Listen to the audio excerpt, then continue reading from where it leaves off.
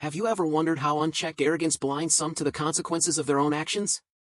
On a balmy Tuesday in Greenville, Alabama, Officer Mark Turner, renowned for his audacious swagger and a reputation that whispered of boundary-crossing behavior with people of color, set out on a path he presumed immune to retribution. His long years on the force had nurtured a dangerous self-assurance, one that would soon be met by an unexpected force of nature.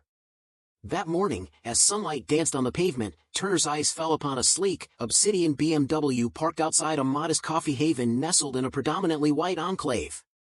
Behind the wheel sat a woman whose very presence seemed to defy the monotony of her surroundings. Clad in a meticulously tailored navy suit and sipping her coffee with an air of serene purpose, Evelyn Brooks radiated a quiet authority that unsettled him. In his mind, her refined bearing was a provocation, a silent challenge to the prejudiced script he had long recited. With a sneer playing on his lips and his gaze narrowing like a predator's, he muttered, "What is she doing here?" as if her mere existence disrupted his self-assumed order. Striding toward the vehicle with his hand firmly resting on his holster, Turner barked his demands with a tone meant to assert dominance. "License and registration, now," he commanded. Evelyn's head turned slowly, her eyes meeting his with an inscrutable calm. "Good morning, officer. May I ask why you're stopping me?" she inquired, her voice a blend of courtesy and unyielding resolve. But Turner's impatience, thick as the summer heat, brooked no parley. "Don't play games with me, step out of the car," he snapped, his words slicing through the quiet morning air as a small gathering of curious onlookers began to encircle the scene, drawn like moths to a flame of impending drama. The tension escalated as Turner's accusations spilled forth, claims of loitering and dubious behavior that hung in the air like a toxic cloud. Yet, Evelyn stood her ground, her posture an unspoken refusal to yield. "I'm not breaking any laws," she declared, her tone steady amid the rising storm of his ire. In a fit of unchecked rage, Turner's face flushed crimson as he snapped a pair of cold metal handcuffs around her wrists. "You're under arrest for resisting an officer and disorderly conduct," he declared, his words harsh and final as he roughly ushered her into the back of his patrol car. In that instant, a spark was lit, one that would ignite far beyond the confines of that chaotic moment. 2 days later, the echoes of that confrontation reverberated through a courtroom brimming with reporters, activists, and local onlookers hungry for a tale of injustice and redemption. Officer Turner entered with a swagger that betrayed his certainty. His years of impunity had bolstered his confidence that the scales of justice would tip in his favor once more. His attorney, with rehearsed conviction, painted Evelyn as a disruptive, uncooperative presence, a narrative Turner believed would cement his authority without question.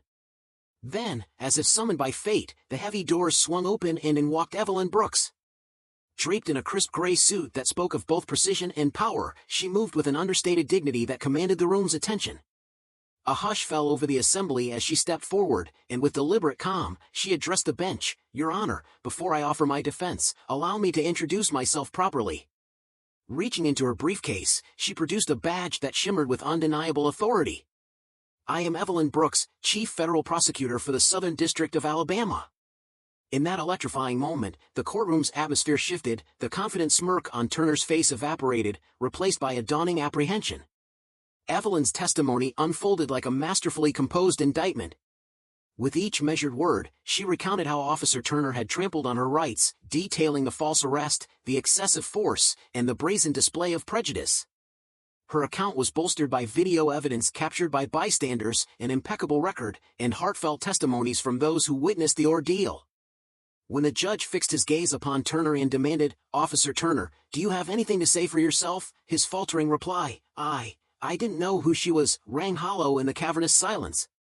The judge's retort was icy and decisive. "Ignorance," he stated, "was no excuse."